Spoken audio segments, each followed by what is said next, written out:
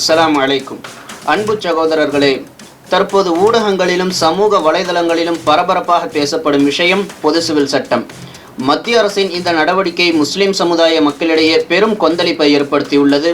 மேலும் முஸ்லிம் தனியார் சட்ட வாரியமும் சமுதாய இயக்கங்களும் இதனை எதிர்த்து தொடர்ந்து தனது கண்டன குரல்களை பதிவு செய்து வருகிறார்கள். எதற்காக இவ்வளவு எதிர்ப்புகள், என்னென்ன காரணங்களுக்காக இந்த பொது சிவில் சட்டம் எதிர்க்கப்படுகின்றது, வாருங்கள் காண்போம். இன்றைய உண்மை உணர்வும் நிகழ்ச்சியில் நம்முடைய கேள்விகளுக்கு சகோதரர் முனீப் அபு இக்ராம் அவர்கள் பதிலளிக்க உள்ளார்கள். அவர்களை தொடர்ந்து சகோதரர் யூசுப் ரியாஸ் அவர்களும், மேலும் சகோதரிகள் உம்மு அசார் மற்றும் உம்மு ஷாம் அவர்களும் நம்மோடு இணைந்துள்ளார்கள். முதலாவதாக நம்முடைய கேள்வியை சகோதரர் முனீப் அபு இக்ராம் அவர்களிலிருந்து துவங்குவோம்.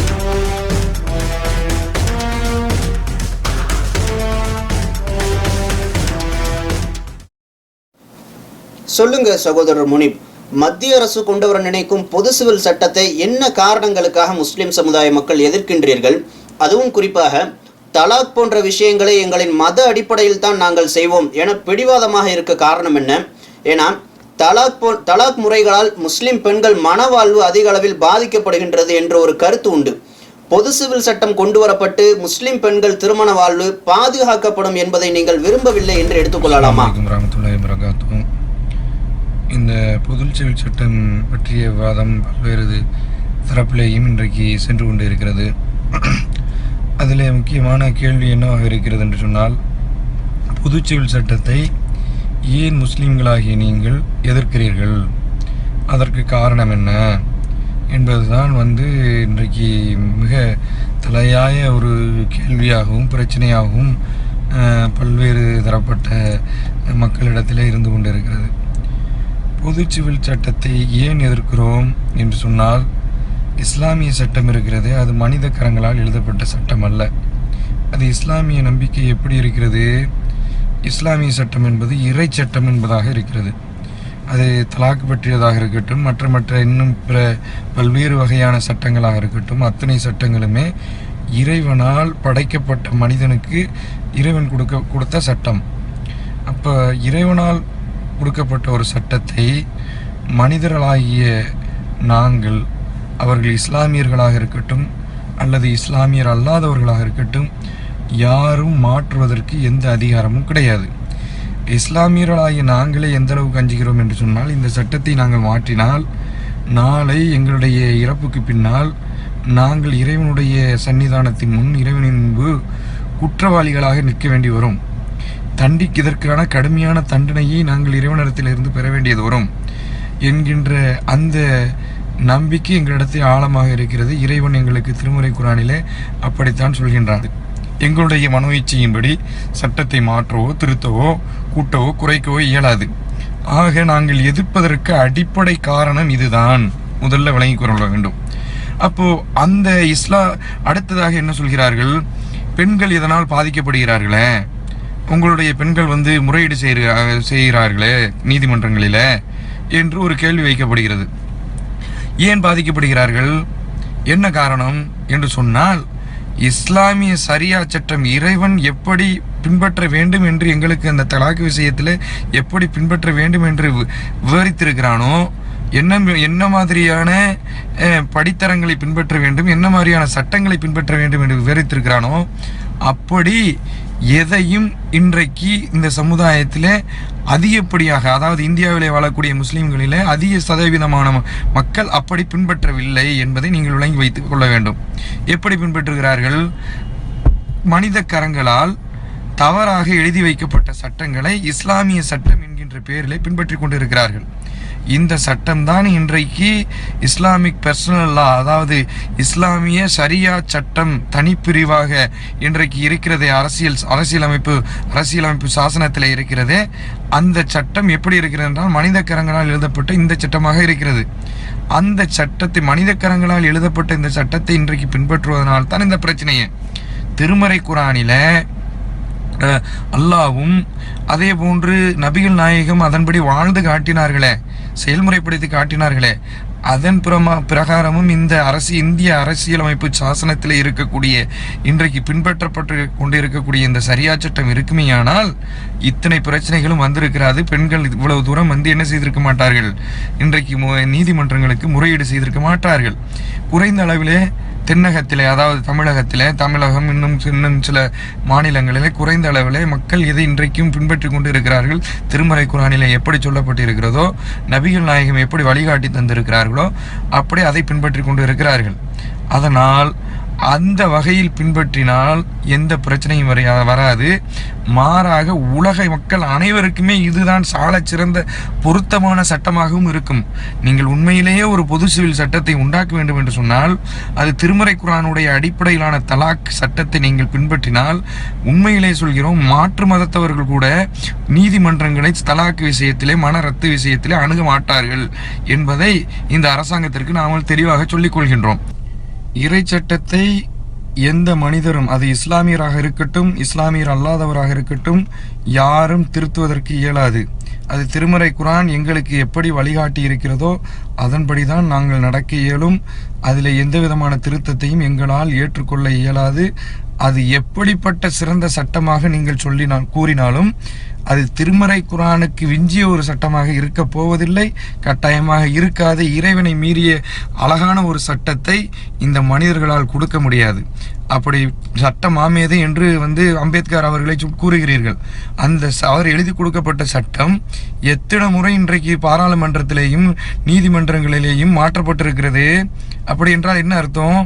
அந்த சட்டம் மனித கரங்களால் எழுதப்பட்ட சட்டம் அப்பொழுது அந்தந்த சூழ்நிலைக்கு ஏற்றார் போன்று மனிதர்களுக்கு ஏற்றார் போன்று காலகட்டங்களுக்கு ஏற்றார் போன்று மாற்றப்படும். ஆகையால் இப்படிப்பட்ட சட்டமல்ல இறை சட்டம். இறை சட்டம் என்பது இன்றைக்கு திருமறை குர்ஆன் 1400 வருடங்களாக மக்களால் பின்பற்றப்பட்டு கொண்டு வருகிறது. 60க்கும் மேற்பட்ட நாடுகளில் இந்த தலாக் சட்டம் திருமறை குர்ஆனுடைய அடிப்படையில் பின்பற்றப்பட்டு கொண்டு தான் இருக்கிறது. அங்கேயெல்லாம் எந்த பிரச்சனையும் வரவில்லை. சூடானில், சவுதி அரேபியாவில், இன்னும் மற்ற நாடுகளில், இன்னும் இஸ்லாமிய நாடுகள் என்று சொல்லக்கூடிய பல நாடுகளில் இந்த சட்டங்கள் திருமறை குர்ஆனுடைய அடிப்படையிலும் நபிகள் நாயகம் ஸல்லல்லாஹு அலைஹி வஸல்லம் அவர்கள் காட்டிட்டு வந்த அடிப்படையிலும் பின்பற்றப்பட்டு கொண்டு இருக்கக்கூடிய நாடுகளில் எந்த பிரச்சனையும் வரவில்லை.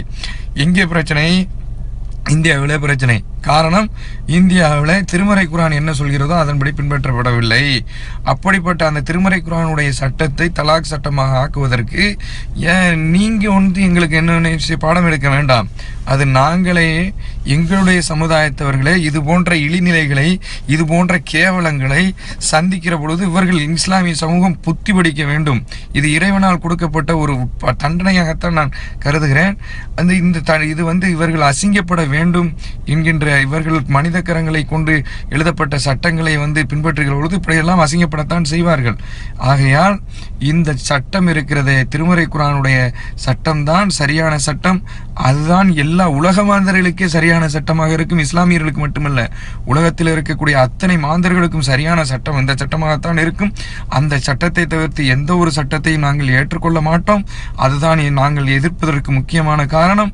இதை விட பெண்களுக்கு மிக பாதுகாப்பான சட்டம் உலகத்திலே யாராலும் இயற்றப்படவும் இல்லை, இனிமேல் இயற்றவும் முடியாது. இன்ஷா அல்லாஹ் இந்த இறை சட்டம் மட்டும்தான் சரியான சட்டம் என்பதிலே நாங்கள் உறுதியாக இருக்கின்றோம். அதனால் எதிர்ப்போம்.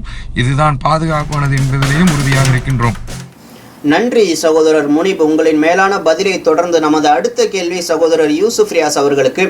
யூசுப், நீங்க சொல்லுங்க, ஜனநாயக நாட்டில் அனைவருக்கும் பொதுவான ஒரு சிவில் சட்டம் வருவதில் என்ன தவறு இருக்க முடியும்? மத்திய அரசு இன்னும் தெளிவாக சொல்ல வேண்டுமானால், பாஜக அரசு எதை செய்தாலும் முஸ்லிம்கள் அதை எதிர்க்க வேண்டும் என்ற ஒரு திட்டமிட்ட நோக்கத்தில் தான் இதுவும் எதிர்க்கப்படுகின்றதா என்ற ஒரு சந்தேகமும் இங்கே வருகின்றது. மேலும் இதனால் உங்கள் மத உரிமை எந்த அளவுக்கு பாதிக்கப்படும் என்று நீங்க நினைக்கிறீங்க? அதாவது பாஜகவுடைய அரசியல் வெறுப்பு அரசியல். அதுவும் தலித் இஸ்லாமிய வெறுப்பு அரசியல தான் அவங்களுடைய முழு நேர அரசியலா இருக்குது. அவங்களுக்கு ஒரு பிரச்சனை வருதுன்னா அந்த பிரச்சனையை மறக்கடிக்கிறதுக்கு அவங்க கையில் எடுக்கக்கூடிய பிரச்சாரம் இஸ்லாமிய வெறுப்பு பிரச்சாரம், தலித் வெறுப்பு பிரச்சாரம் தான் இவங்க கையில் எடுப்பாங்க. உதாரணத்திற்கு வியாபம், அதன் சம்பந்தமாக நடந்த கொலைகள், கடலை முட்டாய் ஊழல், இந்த மாதிரி அந்த ஊழல் பிரச்சனைகள் ஒரு கட்டத்தில் பூதாகாரமா வெடிக்கும் போது இவங்க என்ன பண்ணாங்க, அவங்க சட்டசபையில் இருக்கக்கூடிய எம்பிக்கள், காவி உடை அணிந்திருக்கக்கூடிய எம்பிக்களை வைத்து இஸ்லாமிய வெறுப்பு பிரச்சாரம் பண்ணாங்க. கடைசியில் என்னாச்சு, வியாபம் ஊழல் அது சம்பந்தப்பட்ட எல்லா விஷயங்களும் மழுங்கடிக்கப்பட்டுச்சு. இஸ்லாமிய வெறுப்பு பிரச்சாரம் தலை தூக்கி நின்றுச்சு. ஒரு சின்ன கூட அவங்களுக்கு ஒரு பிரச்சனையை கொடுக்குதுன்னா அவங்க என்ன பண்ணுவாங்கன்னா பெரிய கூட போட்டு அந்த பிரச்சனையை மழுங்கடிக்கப்பட்டிருவாங்க. இது அவங்களுடைய ராஜதந்திர அரசியல்னே நம்ம சொல்லலாம். இப்படிதான் சர்ஜிக்கல் அட்டாக் உடைய சம்பவங்கள். அவங்க ஆதாரம் கேட்குறாங்க, சர்ஜிக்கல் அட்டாக் நடக்கல, ஐநாவும் ஆதாரம் கேட்குது, பாகிஸ்தானும் ஆதாரம் கேட்குது, நாம ஆதாரத்தை கொடுப்போம் அப்படின்னு சொல்லி கெஜ்ரிவால், ப சிதம்பரம் போன்ற தலைவர்கள் மத்திய அரசுக்கு நெருக்கடி கொடுக்கும் போது இதுல இருந்து அப்படியே தப்பிக்கிறதுக்கு என்ன வழி அப்படின்னு பார்த்தாங்க. அதுதான் இஸ்லாமிய வெறுப்பு அரசியல். முத்தலாக்கு பிரச்சனையை கையில் எடுத்தாங்க. உண்மையிலே இவர்களுக்கு இஸ்லாமிய பெண்கள் மீது அக்கறை இருக்குது அப்படின்னு சொல்லி நம்பினாங்கன்னா இவங்க எடுக்கக்கூடிய வழக்கு அந்த சாபானு வழக்கு தானே இவங்க எடுக்கிறாங்க. அந்த சாபானு வழக்கு என்ன, சாபானுன்ற ஒரு மூதாட்டி, முறைப்படி தலாக் செய்யப்பட்ட ஒரு மூதாட்டி, ஆனா ஜீவனாம்சம் கிடைக்கல. அந்த ஜீவனாம்சத்தை தேடி கோர்ட்டுப்படி ஏறுறாங்க. இதுதான் அந்த சாபானு அவங்களுடைய வழக்கு. கோர்ட்டுப்படி ஏறிட்டாங்கல்ல, அது ஒரு பக்கம் இருக்கட்டும். மோடி அவங்களுடைய மனைவி யசோதா, மோடியால் கைவிடப்பட்ட மனைவி, இப்போ அவங்க ரிட்டையர்மெண்ட் ஆயிட்டாங்க. இதுக்கு முன்னாடி ஆசிரியர் துறையில இருந்தாங்க. ஆர்டிஐல அவங்க ஒரு மனு தாக்கல் பண்றாங்க. என்னுடைய நிலை என்ன, என்னுடைய கணவர் என்னை கைவிட்டு விட்டார், என்னுடைய நிலை என்ன அப்படின்னு கேட்குறாங்கல்ல. அவங்களுடைய நிலை என்ன பதில் சொன்னீங்க? உங்களுடைய தலைவர் மோடி அவர்களுக்கு இந்த மாதிரி ஒரு நிலை இருக்குத, நீங்க இதை கவனிக்காம நீங்க இஸ்லாமியர் நலன் தான் முக்கியம் அப்படின்னு சொல்லி வர்றீங்களா? இது சரியானதா? சரி, ஓகே, பரவாயில்ல, தன் தலைவன் எப்படி போனாலும் பரவாயில்ல, இஸ்லாமியர்கள் நலன் வேணும் அப்படின்னு சொல்றீங்கல்ல. நீங்க ரங்கநாதன் மிஸ்ரா கமிட்டி, சச்சாரி கமிட்டி, இஸ்லாமியர்கள் கல்வி அறிவில் ரொம்பவே பின்தங்கி இருக்கிறாங்கன்னு கொடுத்துருக்காங்கல்ல, எங்களுக்கு கல்வியை கொடுங்க, நாங்க ரொம்ப சந்தோஷப்படுவோம். நீங்க அதை செய்யலையே. நான் எங்களுடைய உரிமை கொடுக்கப்பட்ட தனியார் சட்டத்தில் நீங்க கையை வைக்கிறீங்க. இது எப்படி நாங்க ஏற்றுக்கொள்ள முடியும்? இந்தியான்றது ஒரு பன்முகைத்தன்மை கொண்ட ஒரு நாடு. அனைத்து மதங்கள், அனைத்து மதங்களுக்கு ஒரு கலாச்சாரம், இது எல்லாமே இந்தியாவில் இருக்குது. இந்த மாதிரி இருக்கும்போது இது இந்தியாவுக்கு எப்படி சாத்தியமாகும் அப்படின்றது நம்ம யோசிக்கணும். அதனால பாஜக அவங்களுடைய தவறை மறைப்பதற்காக இந்த மாதிரி வெறுப்பு அரசியலை கொண்டு வராங்க. இந்த காமன் சிவில் கோடு பற்றிலாம் பேசிக்கிட்டு இருக்கிறாங்க. இது இந்தியாவில் சாத்தியம் இல்லை. இதை நாம் கட்டாயமாக எதிர்த்துக்கிட்டே எதிர்ப்போம். நன்றி சகோதரர் யூசுப் ரியாஸ். அடுத்து சகோதரி உம்மு அசார் அவர்களிடம் நம்முடைய கேள்வியை முன்வைப்போம். நீங்க சொல்லுங்க சகோதரி, ஒரு முஸ்லிம் பெண்ணாக இதை நீங்க எப்படி பார்க்குறீங்க? முஸ்லிம்கள் ரொம்ப எளிதாக தலாக் சொல்லி பெண்களை விவாகரத்து செய்து விடுகிறார்கள். பொது சிவில் சட்டம் வந்தால் இதற்கு ஒரு தீர்வு கிடைக்கும் என்றெல்லாம் ஒரு கருத்து முன்வைக்கப்படுகின்றது. இன்னும் சொல்ல போனால் இதற்கு முஸ்லிம் பெண்களும், இந்த பொது சிவில் சட்டம் வருவதற்கு முஸ்லிம் பெண்களும் கூட ஆதரவு. எனவே தான் சமூக வலைதளங்களில் ஆண்கள் மட்டுமே இந்த பொது சிவில் சட்டத்திற்கு எதிர்ப்பு தெரிவித்து கருத்து பதிந்து வருகிறார்கள், பெண்கள் பேசுவதில்லை என்றெல்லாம் சில கருத்துக்கள் முன்வைக்கப்படுகின்றது. இது பற்றி உங்களுடைய கருத்து என்ன? இல்ல, நிச்சயமா இல்ல. பொது சிவில் சட்டம் வந்தா முஸ்லிம் பெண்களுக்கு நீதி கிடைக்கும் அப்படிங்கிறதே ஒரு அபத்தமான ஒரு வாதம் தான். எந்த முஸ்லிம் பெண்ணும் அதை ஏத்துக்கவே இல்லை. என்ன அப்படின்னா இந்த ஜீவனாம்சம் அப்படிங்கிற ஒரு கருத்து ஒருமித்து தான் தலாக், குலா எல்லாமே நடக்குது. அந்த ஜீவனாம்சம் அப்படிங்கிற ஒரு பிரச்சனை இது வரும்போது அந்த பெண்ணுக்கு ஒரு சில கட்டங்கள்ல அநீதி இழைக்கப்படுது. நிறைய இடங்கள்ல நடக்குது. அதை நம்ம கண்கூடா பாக்குறோம். இந்த மாதிரி ஒரு சிலவற்றை களையணும் அப்படின்றதுதான் சொல்றோமே தவிர நாங்க பொது சிவில் சட்டம் வந்தா எங்களுக்கு நீதி கிடைக்கும் அப்படின்னு சொல்லவே இல்லை. இது ஒரு பெண்கள் ஆதரவு கொடுக்குறாங்க என்பதே ஒரு கருத்து திணிப்பு தான். இந்த மாதிரி நினைக்க வைக்கிறாங்க. ஆனா கண்டிப்பா எந்த பெண்ணுமே இதுக்கு ஆதரவே கிடையாது. அதுல உள்ள அவங்க சொல்ற கருத்து எதுவுமே எங்களுக்கு நாங்க எப்பவுமே ஒப்புக்கொண்டதே இல்லை. நன்றி சகோதரி உம்மு அசார், உங்களுடைய பதிலுக்கு. மேலும் நம்மோடு இணைந்திருக்கும் சகோதரி உம்மு ஷாம் அவர்களின் கருத்தை அறிவோம். நீங்க சொல்லுங்க சகோதரி. இதற்கு முன் பேசிய அனைவரும் பொது சிவில் சட்டத்தை முஸ்லிம் சமுதாயம் வரவேற்கவில்லை, ஷரியா சட்டமே முஸ்லிம் பெண்களுக்கு பாதுகாப்பானது என்ற கருத்தில் பேசினார்கள். ஆனால் 1980ஆம் ஆண்டு ஷாபானு என்ற ஒரு முஸ்லிம் பெண்மணி ஜீவனாம்சம் கேட்டு தொடர்ந்த ஒரு வழக்குக்கு பிறகுதான் பொது சிவில் சட்டம் முன்மொழியப்பட்டு ஷரியா சட்டம் அதிக அளவில் விமர்சிக்கப்படக்கூடிய ஒரு நிலை இந்த நாட்டிலே உருவாகியுள்ளது. அப்போ முஸ்லிம் பெண்களுக்கு ஷரியா சட்டமே போதுமானது, பாதுகாப்பானது என்றால் ஷாபானு எதற்காக வழக்கு தொடர்வதற்காக நீதிமன்ற படி ஏற வேண்டும்? ஷரியா சட்டத்தில் சரியான நியாயம் கிடைக்கவில்லை என்பதால் தான் அவர்கள் நீதிமன்ற படி ஏறினார்கள் என்றுதானே எடுத்துக்கொள்ள முடிகின்றது. ஒரு விஷயத்துல நம்ம தெளிவா விளங்கிட்டோம்னா இந்த விஷயத்தை அணுகிறது வந்து ரொம்ப ஈஸின்னு நான் நினைக்கிறேன். இஸ்லாத்தை பொறுத்த வரைக்கும் பெண்களுடைய சுயமரியாதைய கட்டி காப்பாத்துறது வந்து ரொம்ப முக்கியமா கவனம் செலுத்துது. அதுக்கு நம்ம நிறைய விஷயங்களை உதாரணமா சொல்லலாம். இப்ப நம்ம தலாக்கு பத்தி பேசுறதுனால அது ரிலேட்டடா வந்து நான் சொல்றேன். இஸ்லாத்தை பாத்தீங்கன்னா தலாக் சொல்லப்பட்ட அன்றைய தினமே அந்த கணவன் வந்து மனைவிக்கு ஒரே பேமெண்ட்ல வந்து ஜீவனாம்சத்தை செலுத்திடணும். அதுதான் இஸ்லாமுடைய தீர்ப்பு. இந்திய அரசியலமைப்பு சட்டப்படி பாத்தீங்கன்னா இந்திய அரசியலமைப்பு சட்டத்தை நீங்க பாத்தீங்கன்னா விவாகரத்து செய்யப்பட்ட பின்பும் கணவன் வந்து மனைவிக்கு சொற்ப தொகையை வந்து மாதம் மாதம் கொடுப்பாங்க. இதுதான் வந்து ஜீவனாம்சம் அப்படின்னு சொல்லிட்டு இந்திய அரசியலமைப்பு சட்டம் வந்து சொல்லுது. ஒப்பிட்டு நீங்க பாத்தீங்கன்னா ஒப்பீட்டளவுல பாத்தீங்கன்னா இந்திய அரசியலமைப்பு சட்டம் சொல்றது வந்து பெண்களுடைய உரிமையை பாதுகாக்கிற மாதிரியும் இஸ்லாம் சொல்லும் ஒரே தவணை ஜீவனாம்சம் என்பது பெண்களுடைய வாழ்வாதாரத்தை கேள்விக்குறியாக்குற மாதிரியும் தோணும். ஆனா ரியாலிட்டி என்னன்னா விவாகரத்து ஆனாலே அவன் அந்நிய ஆணாகி விடுகிறான், இவள் அந்நிய பெண்ணாகி விடுகிறாள். என்னை வேணாம்னு விட்டுட்டு போன நீ எனக்கு எதுக்கு நீ மாசம் மாசம் அற்ப தொகைய ஜீவனாம்சங்கிற பேர்ல கொடுக்கற? இப்படி சொல்ல இஸ்லாம் வாழ்வியல் பயிற்சி பெண்களுக்கு அளித்துள்ளது. இதுதான் வந்து சுய கௌரவம், சுயமரியாதை. அடுத்ததாக ஷாபானு விஷயத்தை பத்தி கேட்டீங்க. அவங்க இஸ்லாத்துடைய தலாக் சட்டம் தவறானது அப்படிங்கிறதுக்காக அவங்க நீதிமன்றத்துக்கு போகவே இல்லை. அதை நம்ம முதல்ல விளங்கிக்கிறணும். இஸ்லாமிய சட்டத்தை பொறுத்த வரைக்கும் கணவன் வந்து மனைவிக்கு தலாக் சொன்னா 3 மாசம் வரைக்கும் ஒன்னா சேர்ந்து வாழ அறிவுறுத்துது. அந்த 3 மாசத்துக்குள்ள வந்து அவங்களுக்குள்ள மீண்டும் பழைய நிலைமைக்கு அவங்க வரலாம், தலாக் வேணாங்கிற முடிவுக்கு வரலாம். அந்த 3 மாசத்துக்கு அப்புறமும் அவங்க வந்து இனிமே சேர்ந்து வாழ முடியாது அப்படிங்கிற சூழ்நிலையில வந்து விவாகரத்து வந்து கேட்பாங்க. அதோட வந்து அவங்களுக்கு விவாகரத்து ஆயிரம் வச்சுக்கோங்க. இந்த 3 மாசம் வந்து கணவன் தான் மனைவிக்கு செலவு பண்ணணும். பொருளாதார தேவை வந்து முன்ன மாதிரி அவங்கதான் வழக்கம் போல செய்யணும். இப்படியாக இவங்க வந்து தலாக்குன்னு சொல்லிட்டு ஜமாத்ல வந்து நின்றதுக்கு அப்புறம் அங்க என்ன நடக்குதுன்னா அவங்க வந்து ஜீவனாம்சம் கேக்குறாங்க. ஆனா வந்து கணவர் சொல்றாரு, நான் தான் வந்து 3 மாசம் வச்சு பார்த்தேனே, நான் தான் 3 மாசத்துக்கு நான் செலவு பண்ணேனே, அதுதான் இஸ்லாம் சொல்லும் ஜீவனாம்சம் அப்படின்னு சொல்லி தவறா ஒரு விஷயத்த வந்து திணிக்கிறாரு. அதுதான் இஸ்லாம் சொல்லும் ஜீவனாம்சம் என புரிந்து கொண்ட அமைப்புகளும், அதாவது அந்த ஊர் ஜமாத்துகளும் என்ன பண்ணாங்கன்னா அவ்வளவுதான் உனக்கு ஜீவனாம்சம் அப்படின்னு சொல்றாங்க. இந்த மனிதர்களால தவறிழைக்கப்பட்ட சட்டத்தை மனிதர்களால தவறாக இந்த சட்டம் புரிந்து கொள்ளப்பட்டு தனக்கு அநீதி இழைக்கப்பட்டதாக தான் அவங்க வந்து அடுத்த நீதிமன்றத்துக்கு நாடினாங்க. ஆக இங்க ஷாபானு நீதிமன்றத்தை நாட காரணம் தவறாக புரிந்து கொள்ளப்பட்ட சட்டத்தாலேயே தவிர இஸ்லாமிய சட்டம் வந்து அநீதி இழைக்குது, தனக்கு அநீதி இழைக்குதுன்னு சொல்லிட்டு அவங்க போகவே இல்லை. அந்த சூழ்நிலையை ஏற்படுத்தி கொடுத்தது வந்து நம்ம ஆட்கள் தான். ஒரு உண்மை ஒத்துக்கிட்டே ஆகணும், தனக்கு நியாயம் கிடைக்கல, நீதி கிடைக்கல அப்படிங்கறதுக்காக தான் ஷாபானு வந்து நீதிமன்றத்தை நாடுறாங்க. இதுக்கு வந்து முதல் காரணம் வந்து கண்டிப்பா ஷரியத் சட்டம் இல்ல.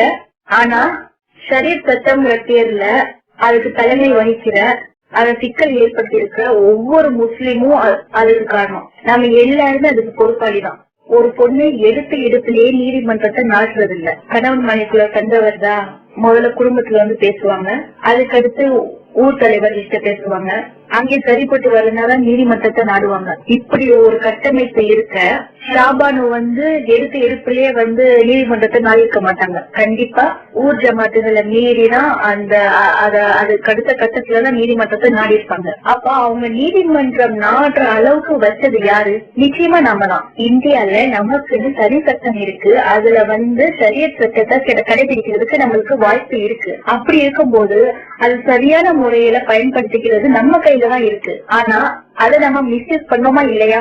ஷாபானுவ வந்து இதுல வந்து குற்றம் சொல்றதுக்கு எதுவுமே இல்லை. அந்த ஷாபானுக்கு அநீதி இழைச்சது நம்ம எல்லாரும் செய்யலாம். நம்ம தான் ஷரியத் சட்டத்தை ரொம்ப சிக்கலாக்கி வச்சிருக்கோம். ஆண்களின் மனநிலையை ஒத்துதான் வந்து இந்த ஷரியத் சட்டத்தை வந்து நம்ம இங்க அமல்படுத்தி வச்சிருக்காங்க. ஆணுக்கு சாதகமா இருக்கிற மாதிரிதான் இங்க வந்து எல்லாமே கட்டமைச்சு வச்சிருக்காங்க. அதாவது நம்ம வச்சிருக்கோம். நபி ஸல்லல்லாஹு அலைஹி வஸல்லம் அவங்க காலத்துல அவங்க வந்து ஒரு பெரிய சாம்ராஜ்யத்தின் ஆட்சியாளர். அவங்க கிட்ட ஒரு பெண் வந்து நீதி தேடி போக முடியும். ஆனா இந்த காலத்துல சாதாரண ஒரு பெண்மணியால சாதாரண ஒரு ஊர் தலைவர்கிட்ட போய் முறையிட முடியுமா? தலையில தட்டி உட்கார வைக்கிறோம். ஆண்கள் எல்லாரும் கூடிய சபையில ஒரு பெண்ணை நிப்பாட்டி ஆணோட மனநிலையிலேயே அந்த விவகாரத்தை அணுகுறாங்க. அப்ப ஒரு இடத்துல தனக்கு நியாயம் கிடைக்காத போது ஒரு பொண்ணு அதுக்கு அடுத்த கட்டத்தோட நாடுவான். கண்டிப்பா வந்து தலையில தட்டி உட்கார வச்ச உடனே வீட்லயே அணுகி கிடந்துட மாட்டான். அந்த மன உளைச்சலுக்கு வந்து அவ கண்டிப்பா தீர்வு தேடிதான் அலைவா. அப்படியாகதான் ஷாபானு தன் கணவரால வஞ்சிக்கப்பட்டு அதன் பிறகு முறையான கட்டமைப்பு அல்லாத ஜமாத்தார்களால் அந்த பொண்ணுடைய உணர்ச்சிகள் மதிக்கப்படாததுனாலதான் அடுத்த கட்டமா தனக்கு நியாயம் கிடைக்கணும் அப்படிங்கறதுக்காக நீதிமன்றத்தை நாடி இருக்காங்க. சோ இதுல வந்து இவங்களுடைய தப்பு எதுவுமே இல்ல. இங்க எல்லா தப்பும் செஞ்சு வச்சது யாரு? ஷரியத் சட்டங்கிற பேர்ல எல்லாத்தையும் சிக்கலாக்கி வச்சிருக்கிற நம்மளுடைய கட்டமைப்புகள் தான். ஜமாத் கட்டமைப்புகள் ஒழுங்கான முறையில இருந்துச்சுன்னா இன்னைக்கு ஷாபானு யாரு நம்ம தெரிஞ்சிருக்காது. இது இழைக்கப்படாத அளவுக்கு பெண்கள் நீதிமன்றத்தை நாடாத அளவுக்கு சிறந்த நிர்வாக முறையை எல்லாரும் கடைபிடிக்கணும். அப்பதான் வந்து இந்த விஷயங்கள் வந்து மேலும் மேலும் வந்து வலுக்காது, பூதாகரமாகாது. இன்ஷால்லா இனி வரும் காலங்கள்ல வந்து நம்மளுடைய குறைகளை களைய முயற்சி பண்ணுவோம். இதை வந்து எல்லாருமே கடைபிடிக்கணும் அப்படிங்கறது அதான் எங்களுடைய ஆசையும் கூட. இன்ஷால்லா. ஒரு நிமிஷம், நான் வந்து உம்முசாமா அவங்களுடைய கருத்துல முரண்படுறேன்.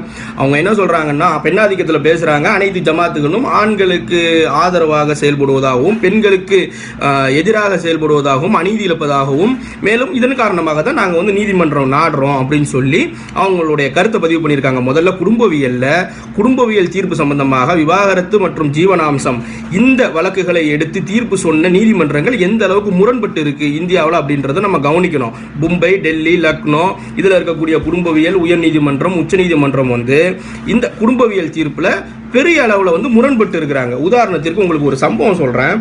லக்னோவில் வந்து சமீமா பரூக்கி அப்படின்றவங்க அவருடைய கணவர் ஷாஹித் அப்படின்றவங்களால கடுமையாக தாக்கப்பட்டதாகவும் எனக்கு இவரிடமிருந்து விவாகரத்து வேணும் அப்படின்னு சொல்லி 1988 ஒரு மனுவை தாக்கல் பண்ணுறாங்க. 2012 விசாரணைக்கு வருது. எத்தனை வருட கால அவகாசன்றதையும் நம்ம முதல்ல கவனிச்சுக்கிடணும். 2012 விசாரணைக்கு வரும்போது அந்த விசாரணையில் வந்து கணவன் ராணுவ வீரனாக இருக்கிறாரு, மாதம் 18,000 ரூபாய் சம்பளம் வாங்கக்கூடியவராக இருக்கிறாரு, அனைத்து சலுகைகளும் உட்பட. இதன் காரணமாக வைத்து நீதிமன்றம் வந்து என்ன சொல்லுதுன்னா, நீங்கள் வந்து மாதம் 2,000 ரூபாய் உங்களுடைய மனைவிக்கு கொடுக்கணும் ஜீவனாம்சமா அப்படின்னு சொல்லுது. அந்த மனைவி என்ன பண்ணுறாங்க, இந்த 2,000 எனக்கு பத்தாது, எனக்கு அதிகமாக வேணும் அப்படின்னு சொல்லி அவங்க கேட்குறாங்க. உடனே வந்து ஷாஹித் அவர் என்ன பண்ணுறாருன்னா 4,000 ரூபாய் கொடுக்க சொல்லி தீர்ப்பு வரும்போது அவரும் வந்து அதுக்கு ஒத்துக்கிறாரு. 4,000 ரூபாய் மாதம் கொடுக்குறாரு. ஒரு கட்டத்தில் அவர் ரிட்டையர்மெண்ட் ஆயிடுறாரு. அவர் அதுக்கப்புறமா போயிட்டு நான் ரிட்டையர்மெண்ட் ஆகிட்டேன், எனக்கு வரக்கூடிய வருமானம் எனக்கே கரெக்டாக இருக்குது அப்படின்னு சொல்லும்போது, இல்லை நீங்கள் வந்து 4,000லேருந்து 2,000 ரூபாய் குறைச்சி நீங்கள் 2,000 ரூபாவா நீங்கள் வந்து உங்களுடைய மனைவிக்கு ஜீவனாம்சமாக கொடுங்க அப்படின்னு சொல்லி சொல்கிறாங்க. இது எதன் அடிப்படையில் சொல்றாங்கன்னா 125 கீழ் இந்த உத்தரவு வருது. ஒருவர் எல்லா வசதி இருந்தும் மனைவிக்கு ஜீவனாம்சம் தர மறுத்தாலோ புறக்கணித்தாலோ சிஆர்பிசி 125 கீழே வந்து நீங்க வந்து உங்களுடைய மனைவிக்கு ஜீவனாம்சம் கொடுக்கணும் அப்படின்னு சொல்லி நீதிமன்றத்துடைய தீர்ப்பு இருக்குது. இது வந்து முஸ்லீம் தனியார் சட்டத்திற்கு எதிரான ஒரு தீர்ப்பு தான். இந்த தீர்ப்பு வந்து உள்ள வந்துச்சுன்னா முஸ்லீம் தனியார் சட்டம் வந்து செல்லுபடி இல்லாமையே போயிடும். அப்ப நம்மளுடைய ஒரு கேள்வி என்னன்னா, கணவன்மார்கள் ஒரு வேளை ஜீவனாம்சம் கொடுக்க முடியாத அளவு வியாபாரத்தில் அவர்கள் நஷ்டம் அடைஞ்சு கடனாளியா மன உளைச்சல்ல இருக்காங்கன்னா அவங்களுடைய நிலை என்ன? இந்த சம்பந்தமாக எந்த விதமான இவங்க கிட்ட ஒரு தீர்வு இல்லை. அதுக்கப்புறமா வந்து மார்ச் 8ஆம் தேதி 2012 மும்பை குடும்பநல நீதிமன்றம் வந்து ஜீவனாம்சம் குறித்த ஒரு தீர்ப்பு சொல்லுது. என்ன சொல்றாங்கன்னா, தகுதியுடைய பெண்களுக்கு ஜீவனாம்சம் கொடுக்கவும் முடியாது, அவங்க கோரவும் முடியாது. அதாவது தகுதியுடைய பெண்கள் படிப்பு, அவங்க கிட்ட சொத்து, அவங்க வந்து சொந்த காலில் நிற்க முடியும், அவங்க வந்து தனியார் துறையில் ஒரு நல்ல ஒரு சம்பளத்தில் வேலை பார்க்கக்கூடியவங்க. இதெல்லாம் வந்து அவங்க தகுதியுடைய பெண்களுக்கு உண்டான அடையாளமாக இருக்குது. இவங்க வந்து ஜீவனாம்சம் கோர முடியாது, இவங்களுக்கு கொடுக்கவும் முடியாது அப்படின்னு 2012 மார்ச் மாதம் 8ஆம் தேதி மும்பை குடும்பநல நீதிமன்றம் வந்து இந்த தீர்ப்பை சொல்லுது. 2013 ஒரு வழக்கு அதே நீதிமன்றத்துக்கு போகுது. அந்த நீதிமன்றத்தில் வந்து அந்த பெண்மணி என்ன சொல்றாங்கன்னா, அந்த மனுதாரர் பெண்மணி வந்து என்னுடைய கணவர் வரதட்சணை காரணமாக என்னை சித்திரவதை செய்வதாகவும், நான் கடந்த ஒரு வருடமாக 2011 நான் வந்து என்னுடைய பெற்றோருடன் வாழ்ந்து வருவதாகவும், எனக்கு வந்து என்னுடைய கணவர்கிட்ட இருந்து ஜீவனாம்சம் வேணும் அப்படின்றதையும் அவர் வந்து மேற்கோள் காட்டிட்டு, மேலும் என்னுடைய கணவர் துபாயில் வந்து 15 லட்சம் ரூபாய் மாதம் சம்பாதிக்கக்கூடிய ஒரு நிறுவனத்தை வைத்துக் கொண்டிருக்கிறார் அப்படின்னு சொல்லி அந்த மனுதாரர் வந்து இந்த மனுவை வந்து தாக்கல் பண்றாங்க. அப்போ அந்த மனு விசாரிக்கும் போது அந்த மனுவில் கணவர் வந்து அவருடைய தரப்பில் என்ன சொல்கிறாருன்னா, நான் வந்து இஸ்லாமிய முறைப்படி இந்த பெண்ணை நான் தலாக் செய்து விட்டேன், இந்த பொண்ணு இப்போ வந்து என்னுடைய மனைவி இல்லை, இந்த நேரத்தில் என்னிடம் வந்து ஜீவனாம்சம் கோருவது வந்து என்னால் கொடுக்க முடியாது, மேலும் 2012 வந்து தகுதியுடைய பெண்களுக்கு நீங்கள் வந்து ஜீவனாம்சம் கோர முடியாது, கொடுக்க முடியாதுன்னு சொல்லியிருக்கிறீங்க. இந்த பெண்மணி வந்து தனியார் துறையில் 50,000 ரூபாய்க்கு மாதம் வேலை பார்த்த ஒரு பெண்மணி, நல்லா படிச்சிருக்கிறாங்க அப்படின்னு சொல்லும்போது நீதிமன்றம் வந்து கணவனுடைய வாதத்தை வந்து மறுக்குது. அதுக்கப்புறமாவும் கணவன் அடுத்த 2-3 அமர்வு கழித்து மீண்டும் வந்து அழுத்தமாக என்ன சொல்றாருன்னா, என்னுடைய மனைவியாக இருந்த இந்த பெண்மணி உணவு மற்றும் ஊட்டச்சத்து துறையில வல்லுநர், மேலும் இதனுடைய முதுகலை பட்டம் பெற்றிருக்கிறாங்க. இந்த பெண்மணி வந்து மாதம் 50,000 ரூபாய் வந்து ஒரு தனியார் துறையில வேலை பார்த்துக்கிட்டு இருந்திருக்காங்க. இப்போ அவங்க வேலையை விட்டு நின்றுட்டு அவங்களுடைய சொந்த தேவைக்கு, அவங்களுடைய சொந்த நலனுக்காக வந்து என்னை வந்து இந்த மாதிரி வேதனைக்குள்ளாக்கப்படுறாங்க அப்படின்னு சொல்லி அவர் அழுத்தமா பதிய வைக்கும் போது நீதிமன்றம் வந்து ஒரு தீர்ப்பு சொல்லுது. என்ன சொல்லுதுன்னா, உங்கள் சொந்த தவறை பயன்படுத்தி நீங்கள் உங்களுக்கு சாதகமாக்குறது வந்து முதல்ல நாங்கள் கண்டிக்கிறோம். மேலும் வந்து சம்பாதிக்கிற தகுதி நிலையில் நீங்கள் இருக்கிறீங்க, உங்களுடைய பராமரிப்பு தொகையை நீங்கள் உங்கள் கணவன்கிட்ட கேட்குறீங்க, நீங்கள் தான் ஏற்கனவே 50,000 ரூபாய்க்கு வேலை பார்த்துக்கிட்டு இருக்கிறீங்களே, எதுக்காக இதை கேட்குறீங்க அப்படின்னு சொல்லி அவங்களுடைய மனுவை வந்து நீதிமன்றம் தள்ளுபடி பண்ணுது. நீதிமன்றங்கள் அவங்களும் குழம்பி மற்றவர்களையும் குழப்பி ஒழுங்கான ஒரு தீர்ப்பே கொடுக்காம அவங்களுடைய சம்பவங்கள் 1-2 சம்பவங்களை நம்ம கவனிக்கும் போது புரிய முடியுது. அப்போ இஸ்லாமிய சில ஜமாத்துகள் செய்யக்கூடிய தவறுகளை வைத்து நீங்க நீதிமன்றத்தை நாடி போனா நீதிமன்றம் எந்த அளவு இருக்குதுன்றதை நீங்க தான் புரிஞ்சுக்கணும். சம்பவங்கள் தவறுகள் நடக்குது, அந்த தவறுகளை திருத்தணும், ஜமாத்துகள் திருத்தும். ஜமாத்துகள் வந்து ஆண்களுக்கு ஆதரவாக வந்து பணம் வாங்கி செயல்படலை அப்படின்றத அழுத்தமாகவும் நான் சொல்லிக்கிறேன். உம்முசாமா உங்களுக்கு. சகோதரர் யூசுஃபியா, பெண்கள் தங்கள் உரிமையை பற்றி பேசினாலே வந்து பெண்ணிய வழியில் பட்டம் கொடுத்துடுறாங்க, அது இயல்புதான். ஆனா நீங்க நான் சொல்ல வர விஷயத்த நீங்க புரிஞ்சுப்பீங்கன்னு நான் நம்புறேன். என்னுடைய கருத்துக்கள்ல வந்து ஆணாதிக்கமோ பெண்ணடிமைத்தனமோ எதுவுமே நான் வந்து வலியுறுத்தல. நீங்க நிறைய விஷயங்களை பட்டியலிட்டு காமிச்சிருக்கீங்க. நீதிமன்றங்கள்லாம் வந்து ஒவ்வொரு இடத்துலயும் எப்படி தீர்ப்புகளை வந்து மாத்தி மாத்தி சொல்றாங்க அப்படின்னு சொல்லிட்டு நிறைய விஷயங்களை சொல்லியிருந்தீங்க. ரொம்ப சந்தோஷம். உண்மையும் அதுதான், நான் அதை மறுக்கவே இல்லை. தனி மனிதர்களால உருவாக்கப்பட்ட சட்டம்ங்கிறது எப்படி சூழ்நிலைக்கேற்ப தன்னை தகவமைத்துக் கொள்ளுதோ, முஸ்லிம்களுடைய சட்டத்துல கூட மனிதர்களின் ஆதிக்கம் மேலோங்கும் போது சில காம்ப்ரமைஸ் செய்துக்கிறாங்க. அந்த நெகிழ்வு தன்மைங்கிறது பல நேரங்கள்ல ஆண்களுக்கு சாதகமாகவும் பெண்களுக்கு அவர்களுடைய அடிப்படை உரிமையை மீறதாகவும் தான் நம்ம பார்த்துட்டு இருக்கோம். அதுதான் நடந்துட்டு இருக்கு. இத சொல்றதுக்கு வந்து பெண்ணாதிக்க மனநிலையில தான் இதை வந்து நம்ம சொல்லணும்னு அவசியம் இல்லை. கொஞ்சம் வந்து யோசிச்சு பார்த்தாலே, நிகழ்வுகளை உள்வாங்கி கொண்டாலே நமக்கு இந்த விஷயம் நல்லாவே தெரியும். நன்றி சகோதரி உம்முஷாம், உங்களுடைய பதிலுக்கு. பொது சிவில் சட்டம் குறித்து பொதுமக்களிடமும் கருத்துக்கள் கேட்கப்பட்டன. அது தொடர்பான காணொளிகள் இதோ உங்களுக்காக. அஸ்ஸலாமு அலைக்கும் நண்பர்களே, இன்றைய தினத்தில் பொது சிவில் சட்டம் இந்த நாட்டில் அமல்படுத்தணும்னு சொல்லி ரொம்ப தீவிரமாக ஆலோசிச்சுட்டு வராங்க. இதில் என்னென்னா, முதல் கட்டமாக இந்த பொது சிவில் சட்டம் என்பது முழுக்க ஆர்எஸ்எஸ் உடைய அஜெண்டா என்பதை நம்ம தெரிஞ்சுக்கணும். என்னன்னு கேட்டிங்கன்னா, ஆர்எஸ்எஸோ பிஜேபியோ இதை முன்னிட்டு நடத்தணும்னு சொன்னால் நாட்டில் பெரிய அளவில் எதிர்ப்பு வரும். அப்படிங்கிறதுனால சுப்ரீம் கோர்ட் மூலமாக இதை வந்து அவங்க மூவ் பண்ணுறாங்க. முதல் வேலை என்னன்னு கேட்டிங்கன்னா, இந்த நாட்டுடைய சிவில் சட்டத்தை கைப்பற்றணும் அப்படிங்கிறது தான் ஆர்எஸ்எஸ் உடைய முக்கியமான ஒரு அஜெண்டாவாக இருக்குது. அஸ்ஸலாமு அலைக்கும் வரமத்துல்லாஹி வரகாத்துஹு. சகோதரர்களே, மத்திய அரசு இப்போ கொண்டு வர நினைக்கிற பொது சிவில் சட்டம் என்பது ஏதோ நம்ம இந்திய முஸ்லீம்கள் மீது பெரும் கரிசனம் கொண்டு மத்திய அரசால் கொண்டு வரப்படலை. மத்திய அரசை பின்னாலிருந்து இயக்குகின்ற ஆர்எஸ்எஸ்ஸின் மிகப்பெரிய சதி திட்டம் தான் இது. இன்ஷா அல்லாஹ் இது இறைவனின் துணை கொண்டு நம்ம முறியடிப்போம்.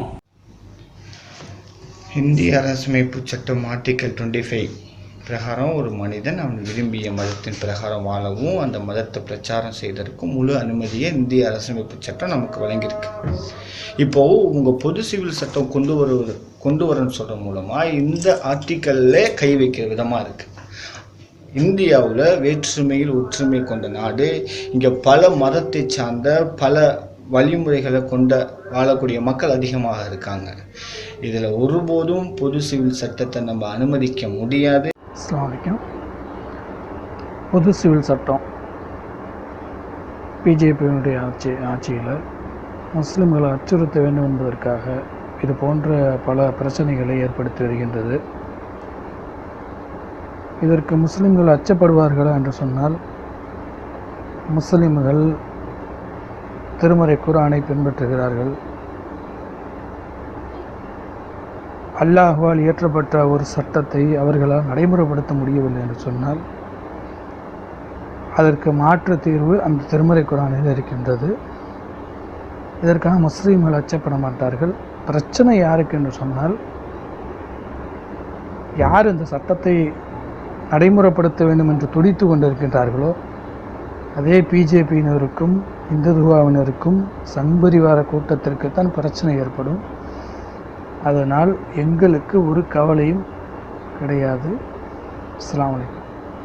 அனைவருக்கும் ஏக இறைவனின் சாந்தியும் சமாதானமும் என்றென்றும் உண்டாட்டுமாக. மத்தியில் அரசாலும் பாரதிய ஜனதா அரசு பொது சிவில் சட்டத்தை கொண்டு வர துடிப்பது அவர்களுடைய இஸ்லாமிய வெறுப்புணர்வையும் காழ்ப்புணர்ச்சியுமே வெளிப்படுத்தி காட்டுகிறது. ஒட்டுமொத்த இந்தியாவிற்கும் பொது கிரிமினல் சட்டத்தையும் கொண்டு வர முடியாது, பொது சிவில் சட்டத்தையும் கொண்டு வர முடியாது. ஏனென்றால் பல்வேறு இனங்கள், மதங்கள், மொழிகள் கொண்ட இந்திய ஜனநாயக நாட்டின் மாண்புக்கு களங்கம் விளைவிக்கக்கூடிய, குழப்பங்களை, பிரிவினைகளை உண்டாக்கக்கூடிய சட்டமே இந்த பொது சிவில் சட்டம்.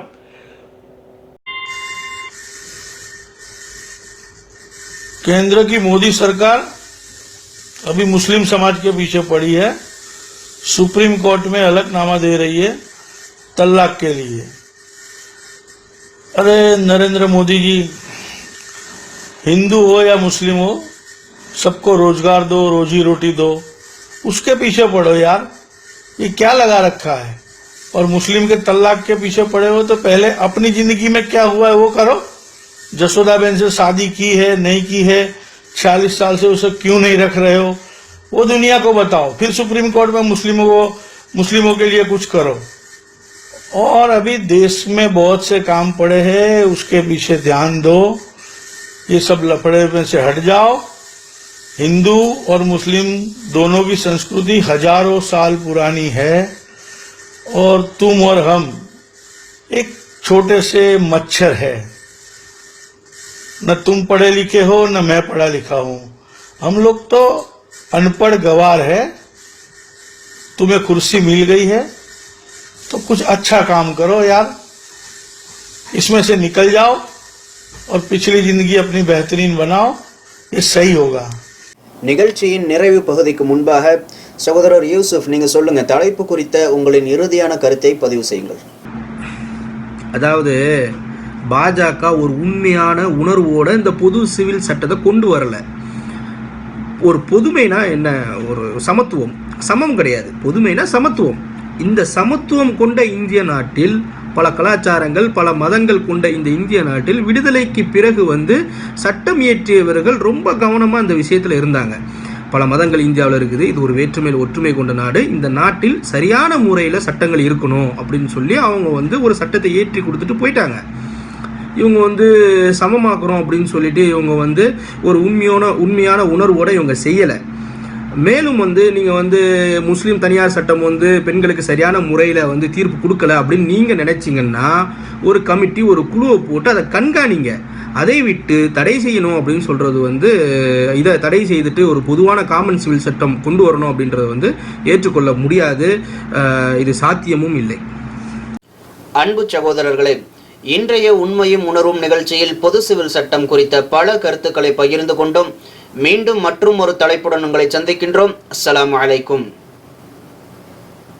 இந்த பொது சிவில் சட்டம் யார் கேட்கிறார்கள்? யார் இவர்களிடம் சென்று இந்த சட்டம் அவசியம் வேண்டும் என்று சொன்னார்கள்? இந்த பொது சிவில் சட்டம் தேவைனா சுதந்திரம் பெற்ற பின்பே சட்டம் இயற்றியவர்கள் ஆரம்பத்திலேயே கொண்டு வந்திருப்பாங்களே, ஏன் அவர்கள் கொண்டு வரல? இந்தியா என்ற பன்முகத்தன்மை கொண்ட நாட்டில், பல மதங்கள், பல இனங்கள் வாழக்கூடிய நாட்டில் அவர்களுக்கு ஏற்றாற்போல் சட்டம் அமைத்து வைத்து இருக்கிறார்கள். அன்றே அவர்கள் சரியாக விளங்கி இருக்கிறார்கள் இந்தியா பன்முகத்தன்மை கொண்ட நாடாக இருக்கிறது என்று. சரி, இது ஒரு புறம் இருக்கட்டும். இதில் இவர்கள் முக்கியமாக சொல்லக்கூடியது குடிமியல் சட்டம், அதாவது குடும்பத்திற்கான சட்டம். குடும்பத்தில் நடக்கிற பிரச்சனைக்கு இந்த சட்டம் என்ன தீர்வு கொடுக்கின்றது? அந்த தீர்வை இவர்கள் வரையறை செய்தார்களா? குறிப்பாக இஸ்லாமியர்கள் தனிநபர் சட்டத்தில் இருக்கும் தலாக்கில் திருத்தம் தேவைன்னு சொல்றாங்க. அந்த திருத்தம் என்ன? அந்த திருத்த வரையறை என்ன இருக்கிறது இவர்களிடம்? இது இஸ்லாமியர்களுக்கு எதிரான ஒரு போர். இவர்களிடம் காமன் சிவில் கோடுக்கான எந்த வரையறையும் இல்லை.